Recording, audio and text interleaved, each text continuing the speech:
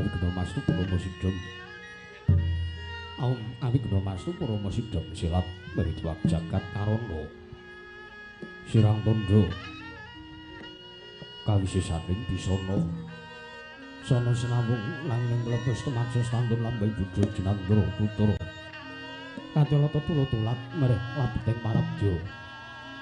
Wini sudha ngupama paramangis karo karana dadi ing jaman Purwa.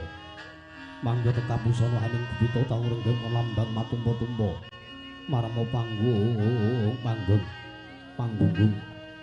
sang rohing kata segebyar dumadining wayang Purwa. Perwakaning kandha inarik runtuting basa dongeng kina ngemusu rasa yen linarasaya karaos. Mula jaru angrasa wani wuruhing diri rasa mung sangruk mangsati. Lir jalma ngilo kaca. Jarwe wis aku cak ing carita becik wis kagelar. Ing madaning makiran yaiku jatraming sane pagelaran inggih Purwa. Surya, Candra, Daru, yang Kartika Wisnu babar tengah wasa sari kang ora tringi Drebawana ora teking duksine dhewe kepandhi. Temandati pitanganing dina sasi, warsi, windu kang sarta abad. Tetungkulan tangkartu mangkartu isi rambun toya jawa patungker biadatu padang kutu tuwalang atogo burung yang burutu dadu bulan antan mau jalan.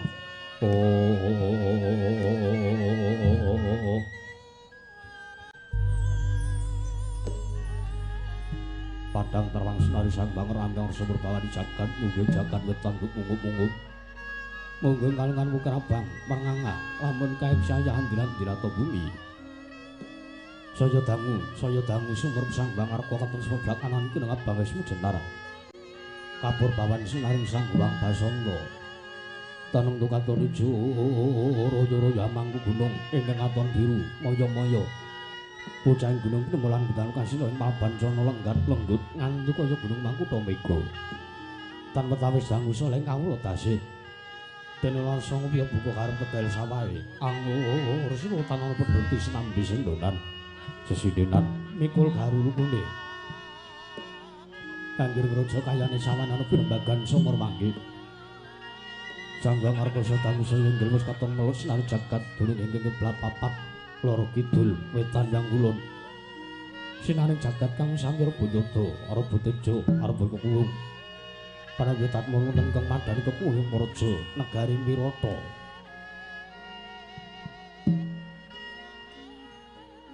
apan cara papan kondo syarat ring mangke negari Wirata dumadi saking pulo-pulo bebanjaran sinasapan daya benawi trampion baing samudra binang langut kentan pepagut pekating mangal kapantuk uruting Cakrawala manewane jagreng wisik sawane tebing jurang corong kinepung gua serong kinarya sesuing peksi lawet yang sarang burung wonten ugi pasisiran tarsasana jembar kebeganing pasir gumlaring garis pinggir tanem tuhang rembuyung royo-royo karang fitri rewe ron kelapa bumi subur pasiten mawur satengah nandur tangkar tumangkar kawuryan dadi gunung-gunung bebanjengan hangrangsang langit lenggak-lengguk lampahe toya kang mijili saking sendang mring tirtandhe iline kang pinara para playine kang tinampi wadhuk bendung-bendung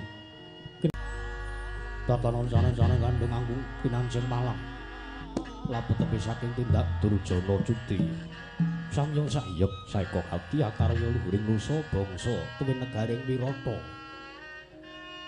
wana ngimbangi gunung tanggung marineksa mrih lestari tumurun tratu merasa dadi huruf-huruf anu lingkungan langkung-langkung lamun to tinaliti sampun samya samet mring sanggeman sepun tebi saking tindak sansosinan sewa dana danane momat sinamatan daya dinayan sawiji mapan jating jibalan kang pinuji temah mawujud manunggaling cipta rasa karuksa kang sak temah babar karya mangkono nalindring Wirata nggih Sang Prabu Maswapati ya Sang Prabu Durgandana ngawe Sang Yapara putra nggih satring Wirata Sang Araden Arya Seta anami piswanipun Reksa Matih Nirbita ndadosaken kumpulan bandika Sang Prabu Durgandana ing dereng kawedharing lisan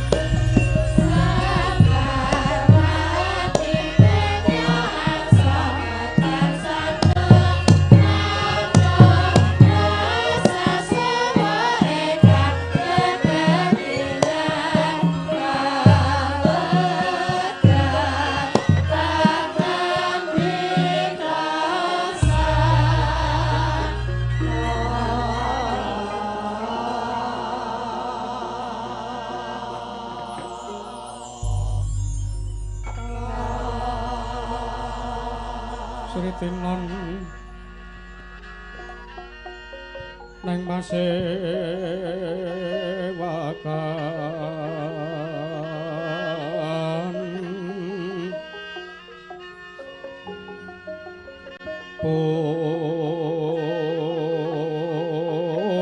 posono maneka warna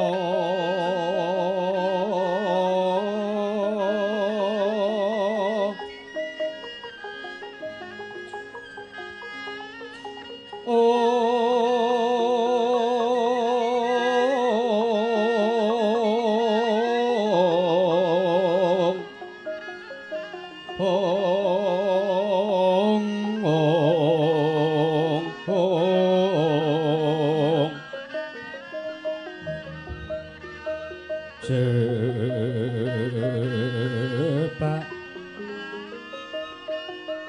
pos petangu Joko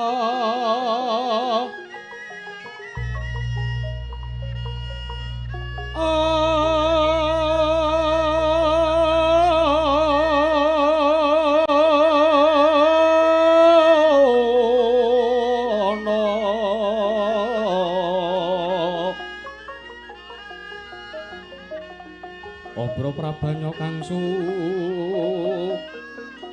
mirap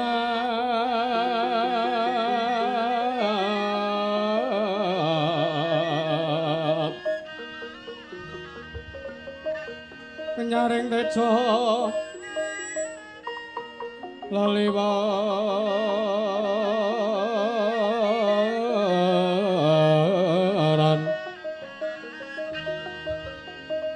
lerki lasi sireng kadet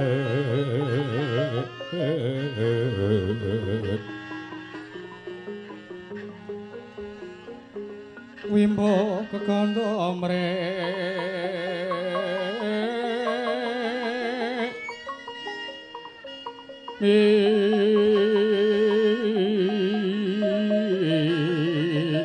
ingin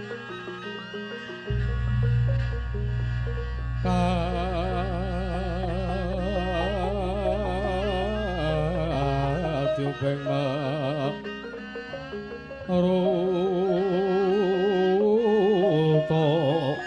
mantu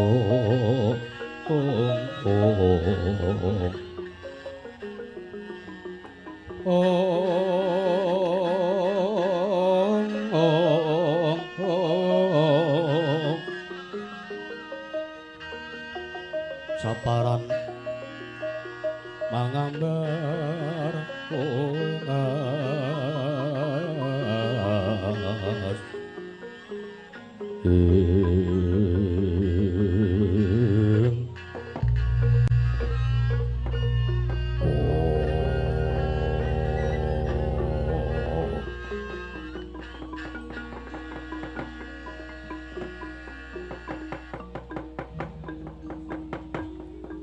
ratune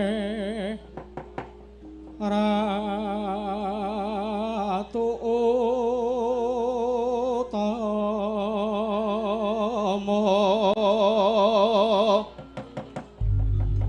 patihe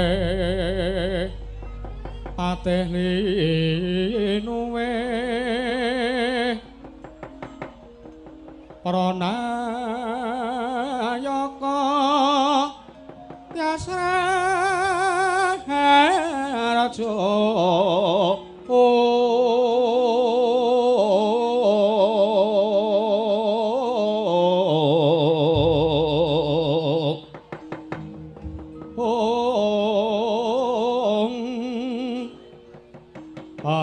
anagare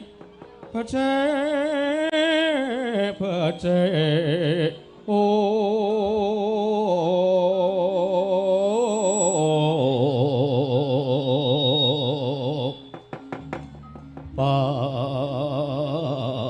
parande netan dadi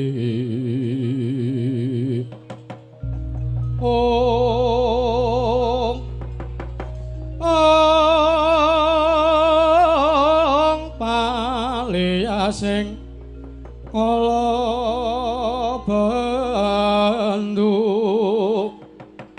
malah mangken andatra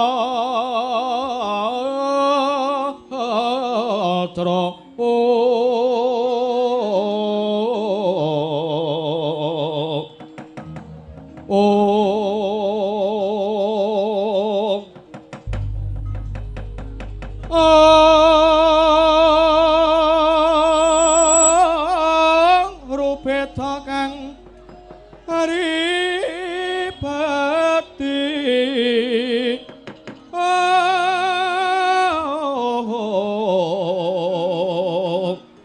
beta beta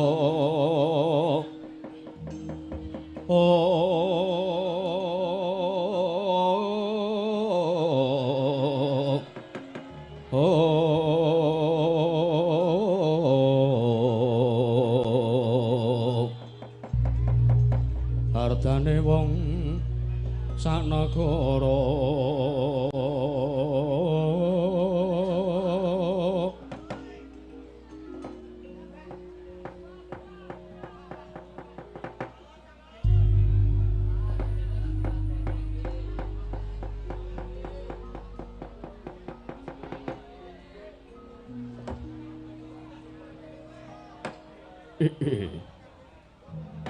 niwang suksmana mangadili luwe ana sasmintaning sun jagat wasisaning Bathara wong bawana langgeng sinunggi tatanawrat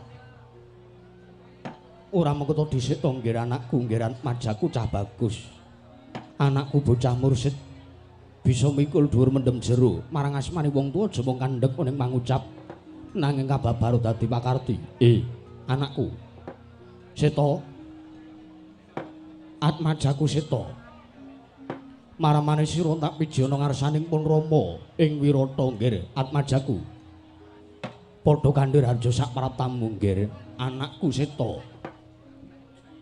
unut ninggi diwaji sembahan kula pengayoman kula wonten ing Madyapada warap tenggelahan nun mangke Rama Prabu marang paduka miji dhateng wiswanipun Kang Putra pun Seta sawanipun Kang Putra pun Seta mboten manggalangan setunggal punapa marang kula ngaturaken sembah sungkem pangabekti kula kunjuk sandhaping pepodo paduka Kanjeng Rama Dewaji Kanjeng Rama Prabu Durgandana inggih Kanjeng Rama Prabu Maswapati mekaten kawula nukna inggih Rama Prabu ya anakku Seta ya wis tak tampa kowe atur bekti ana ngarsaning sun ya ana ngarsaning pun Rama nggih ora pangestuni wong tuwa wae tampanan Majaku Seta kawula nukna inggih sampun sanget anggen kawula pun nindakan barisaning para nayaka para jengking padha gantung siba senajan to tanpa nglumpukke jernyata iki wadi ingkang bakal tak rembug kelawan sira sak kadang Atmajaku Seta sak kadang ing Wirata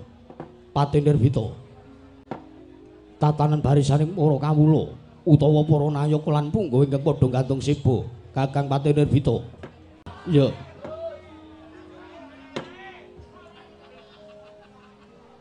supaya padha sidhem permanem wis iki.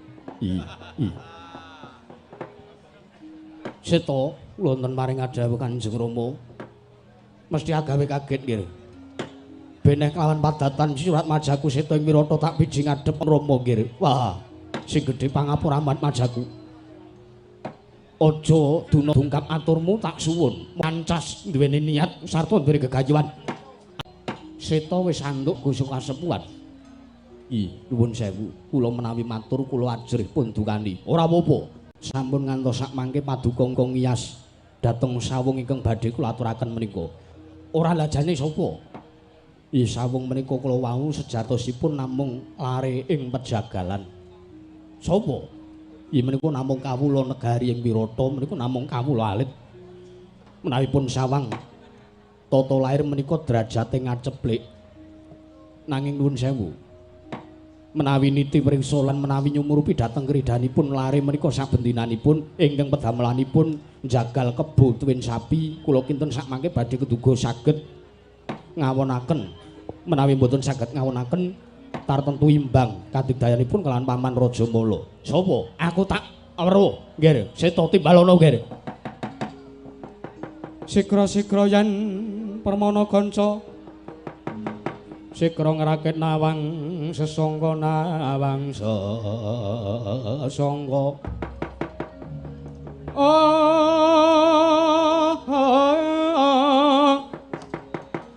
nalendra mbek marwa sing sang katri gumulung mangrempak ing wadya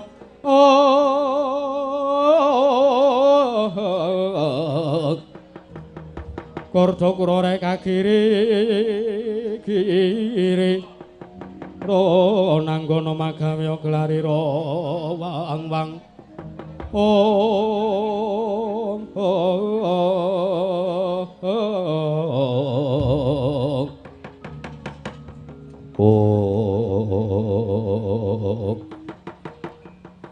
menawi paduka Kanjeng Rama Prabu Maswapati Arsa kepengin nyumurupi jago menika ilanana kula nyuwun pamit medal Jawi badhe nimbali dhateng praptanipun lare menika wis aja kesuwen Seta marata daki larapna bocah kuwi prapta mrene aku tak ngerti sepira dedeg piadege kene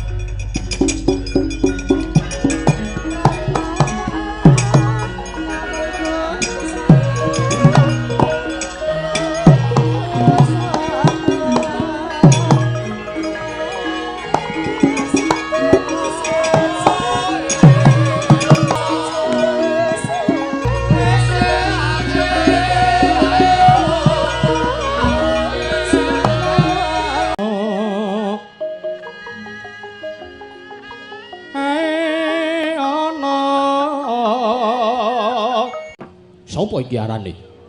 Lah monggo mawon kula aturi andangu Kanjeng Rama. Ya Seta, sampun boten kirang sekeca. Ora mengko sikik kisana. Aja ngira ingsun tumambung merga yekti saweg sepisan iki ingsun manuh. Sira kuwi sapa? Satriya saka ngendi? Kisana. Wah.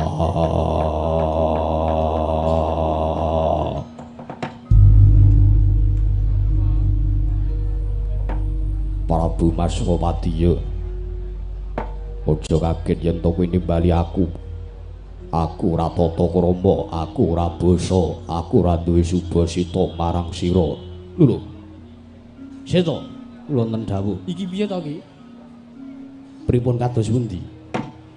Iki jago ingkang tak kira, ingkang tak gadang-gadang, ingkang bakal njurung marang kawibawaning sun. Lah kok karo aku wae ora basa. Waduh Rama Prabu nyuwun sewu, kula kesupen matur. Piye? Lare menika nuwun sewu. Dipun temu wonten madyaning wana. Wonten sak nginggiring Kali Ciliwung menika.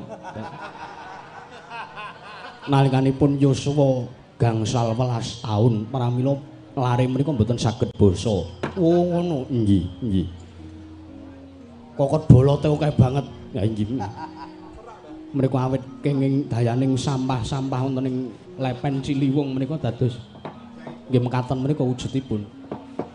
Piyambakipun mboten tau tate, mboten purun kok kenadus ngoten mboten purun. Ning mbok menawi kadigdahanipun saged pun cobi Rama Prabu. Yo, tak sawangi sike. Nggih. jeneng aku Kumalungkung. Nanging kabeh iwak kebu, iwak sapi kuwi mau ora bakal bisa katur, ora bakal bisa dipisungsungake dengan negara Wirata yen to tanpa pambiyantuning Jagal Bilawa. Oh alah. Loh. Aku ki ratu guyu kok kon meneng. Ngrebeki kuping. Wis gak perune apa nimbali aku. Kowe Jagal Bilawa, dasar kepara nyata. Mergo aku ditemu karo wong tuaku Bapa Jagal Melakas. Biyen aku rung duwe jeneng, gandeng ditemu karo Bapa Jagal Melakas, aku diparingi jeneng Jagal Bilawa. Yo. Yo Balawa yo. Lah saiki ngene. Piye Prabu Maswapati?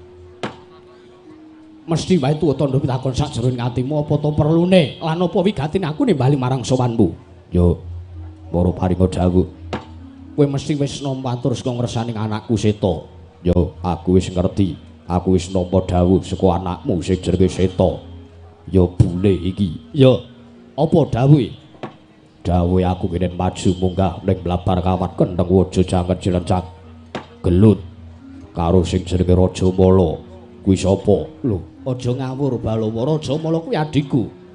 Wah.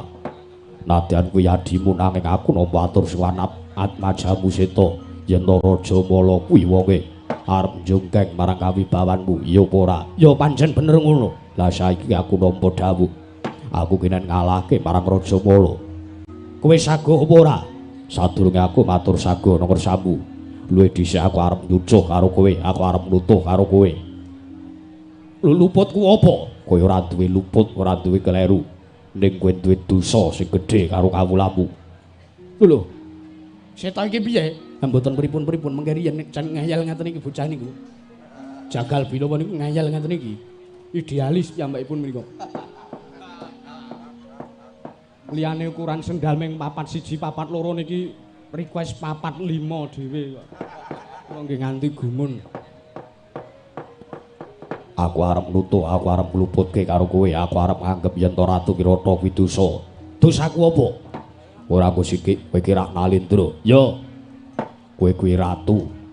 Kowe kuwi Nalendra mangresah gumpur kawula tasih. Kawula ki kudu mbok ayomi. Nanging ngono ngopo? Bareng ngono lakon kaya ngene, ana perkara dumadi kaya ngene. Kowe ora maju dhewe ning pabaratan, kowe ora maju dhewe ning mlabar kawat kendeng waja, campur lawan adimu Raja Mala. Malah kowe kongkonan kawula kaya aku iki. Wah, aku mestani kowe kuwi ratu sing bisa lumuh ngentasi perkara. Perkaramu dhewe kok mbok plentrekke ngersane kawula. Balawa, apa Prabu Durgandana? Wis aku tak takon karo kowe. Aku tak takon karo kowe. Kowe kuwi jejering kawula Wirata apa dudu? Yo, aku kawula Wirata. Wajibe kawula marang Nalendra, ya marang pengarep, marang Punggawa kuwi wajibe apa? Pisungsung dana bekti. Glondong pangareng-areng saupamane, upamane ora iso munjung ingkung gajah paribasane, nanging sing baku aku laku becik, sarta aku duwene labuhan nadyanto sithik tumrap negara. Kuwi sisa diarani kawula bekti marang negara, kawula bekti marang Nalendra. Lah saiki aku tak takon, kowe arep takon apa? Yen to kowe tak dawuhi munggah ning mlabar kawat kendeng waja iki mujudake nggonmu ngabekti marang Nalendra apa dudu? Wah, iya. Ning ngono ngopo kowe dadak ngluputke karo aku? Mbuh. Kowe iki ya wisuh lumuh ngentasi perkara. Wisuh sabune mak resik kok wisuh lumuh barang kowe iki. Wis bakune kowe gelem apa ora? Maju ning mlabar kawat kendeng waja kowe campur lan adikku Raja Mala. Balawa. Papan sinengkang bali sandang balikat kudheke wok simbar aja wah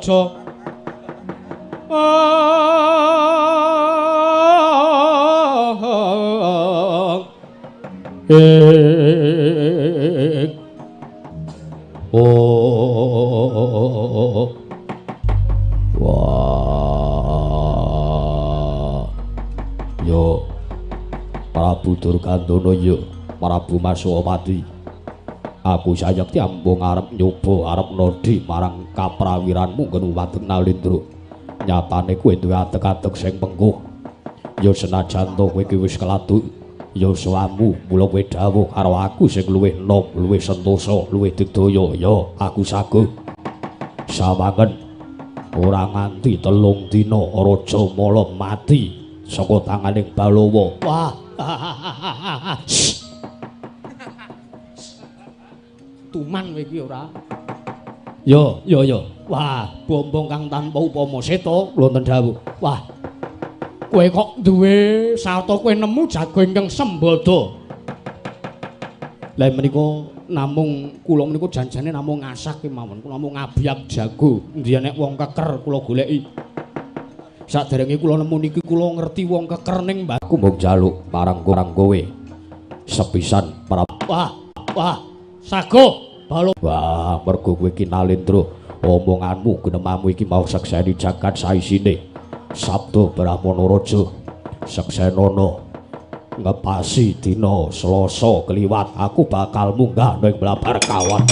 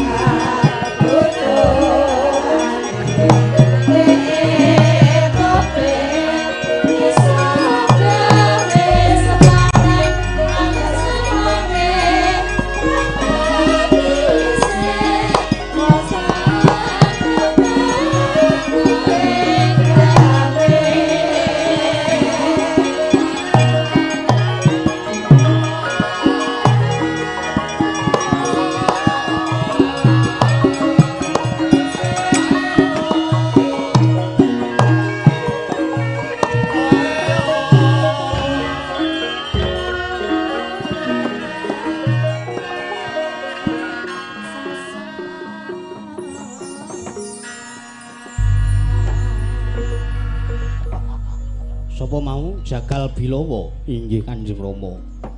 Walah raja ning sajake arep sembada ing karya. Lah monggo kemawon pun pirsani sareng-sareng. Iya. Seta kula wonten maring adhawuh. Bubarna sing padha sebo, adi-adimu Utara Prasangka. Sarta dawuhna marang ngarsaning kabeh para wadyabala. Aku gedhe antaraning Balawa kelawan pamanmu Raja Mala.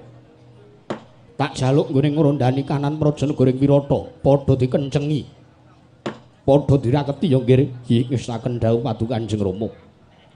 Menapa ingkang sampun paduka dawuhaken tartentu kula mboten badhe suwala Kanjeng Rama diwaji. Ya, yen wis satata marta bubarna nggih. Nyuwun pamit madal pasilan. Ngati-ati aja kaya bocah cilik. Kaya wis ora ana ingkang dak dawuhake meneh. Atmajaku Seta. Purna gati ning Panangkilan. Harus sangoto kundrang edaton jeluk saking damparan kecana kinabit gambaran gading kadheraken sangjaning para banjedi manggung ketanggung. Joko paloro-loro ingkang samya ngambil upacaring warabon. Kawisna saking pandura tindak nyosang Sri Naranata lamun Sinandra Yayah Jawata kairing Widodara Widodari.